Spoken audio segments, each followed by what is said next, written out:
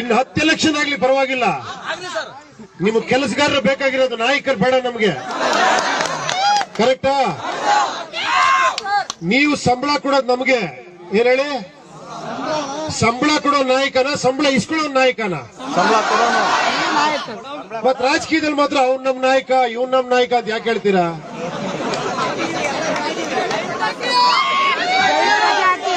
ಅದನ್ನ ಚೇಂಜ್ ಮಾಡಿರೋ ಮೊದಲನೇ ಯುವಕರು, ಮೊದಲನೇ ಹಳ್ಳಿ ಜನ ನೀವು. ಸಿಟಿ ಜನ ನಿಮ್ಮನ್ನ ನೋಡಿ ಕಲಿಬೇಕು.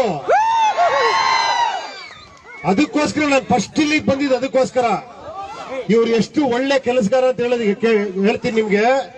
ನಾನ್ ಬರ್ತೀನಿ ಅಂದ್ರೆ ಇವ್ರು ಹೇಳಿದ್ರು ಗೊತ್ತಾ ಸರ್, ನಾನ್ ಕೆಲಸ ಮಾಡಿದ್ರ ಮೇಲೆ ಬಂದ್ ನೋಡಿ ನೀವು ಅಂತ ಹೇಳಿದ್ರು. ಅವಾಗ ನನಗೆ ಇವ್ರ ಬಗ್ಗೆ ನಂಬಿಕೆ ಬಂತು. ತುಂಬಾ ಜನ ಪ್ರಜಾಕೀಯ ಅಂತ ಹೇಳ್ಕೊಂಡು ಗೆದ್ದಿದ್ದಾರೆ, ನಾನು ಆ ಕಡೆ ಹೋಗೇ ಇಲ್ಲ. ಯಾಕಂದ್ರೆ ಯಾವ ಟೈಮಲ್ಲಿ ಚೇಂಜ್ ಆಗ್ತಾರೋ ನನಗೆ ಗೊತ್ತಿಲ್ಲ.